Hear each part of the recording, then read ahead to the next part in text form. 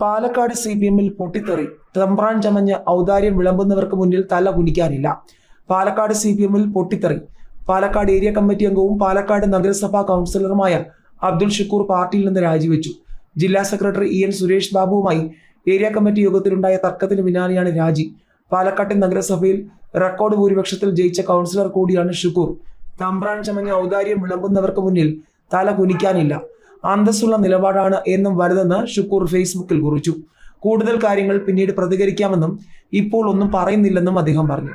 Local കമ്മിറ്റിയിലേക്ക് തന്നെ തരം താഴ്ത്തിയെന്ന് അറിയാൻ സാധിച്ചെന്നും എന്നാൽ ഇക്കാര്യത്തിൽ തനിക്ക് അറിയിപ്പൊന്നും ലഭിച്ചില്ലെന്നും അദ്ദേഹം കൂട്ടിച്ചേർത്തു.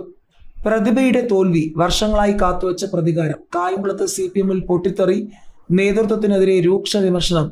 കായംകുളത്തെ തെരഞ്ഞെടുപ്പ് തോൽവിയിൽ CPM-ൽ പൊട്ടിത്തെറി, നേതൃത്വത്തിനെതിരെ വിമർശനവുമായി പാർട്ടി അംഗങ്ങൾ രംഗത്തെത്തി. പ്രതിഭയുടെ തോൽവി വർഷങ്ങളായി കാത്തുവച്ച പ്രതികാരമെന്ന് പാർട്ടി അംഗങ്ങളുടെ സമൂഹ മാധ്യമ കുറിപ്പുകൾ. സംസ്ഥാന കമ്മിറ്റി അംഗങ്ങൾ ഉൾപ്പെടെയുള്ള നേതാക്കളുടെ പേര് പറഞ്ഞും വിമർശനമുണ്ട്. കായംകുളത്ത് പാർട്ടിയും അവിടുത്തെ MLA ആയിരുന്ന പ്രതിഭയും തമ്മിൽ വർഷങ്ങളായി അസ്വാരസ്യം നിലനിന്നിരുന്നു. അതിന്റെ തന്നെ പ്രതികാരമായി പാർട്ടി തന്നെ പ്രതിഭയെ തോൽപ്പിക്കുകയായിരുന്നുവെന്നാണ് ഒരു വിഭാഗം പാർട്ടി അംഗങ്ങൾ പറയുന്നത്. വോട്ടെണ്ണലിൽ 3 പഞ്ചായത്തുകളിൽ ശക്തമായ കാലുവാരൽ നടന്നു. കായംകുളം നഗരസഭയിൽ മാത്രം 8000 വോട്ടുകൾക്ക് പ്രതിഭ പിന്നിൽ പോയിരുന്നു.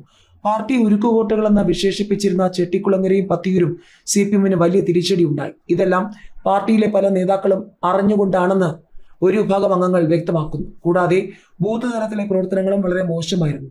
പല ബൂത്ത് കമ്മിറ്റികളും യോഗം ചേർന്നിരുന്നില്ലെന്ന വിമർശനവുമുണ്ട്. അഭ്യർത്ഥനകൾ വീടുകളിൽ എത്തിക്കുന്നതിലും വീഴ്ചയുണ്ടായെന്നും വിമർശനം. പാർട്ടി കേന്ദ്രങ്ങളിൽ വോട്ട് കുറഞ്ഞതായും പത്തിയൂരും ചെട്ടിക്കുളങ്ങരയും ഭൂരിപക്ഷം കുറഞ്ഞത് അമ്പരപ്പുണ്ടാക്കിയെന്നും പ്രതിഭ പറഞ്ഞു. യഥാർത്ഥ ശ്രീനാരായണീയരായ തനിക്കെതിരെ വെള്ളാപ്പള്ളി കരുനീക്കം നടത്തിയെന്നും സംസ്ഥാനത്തുടനീളം ഇത്തരത്തിൽ വിരുദ്ധ പ്രവർത്തനങ്ങൾ നടന്നുവെന്നും പ്രതിഭ കുറ്റപ്പെടുത്തി. UDF സ്ഥാനാർത്ഥി M ലിജുവാണ് ഇത്തവണ പ്രതിഭയ്ക്കെതിരെ വിജയം നേടിയത്. UDF 76,651 വോട്ടുകൾ നേടിയപ്പോൾ പ്രതിഭയ്ക്ക് 61,079 വോട്ടുകളാണ് ലഭിച്ചത്.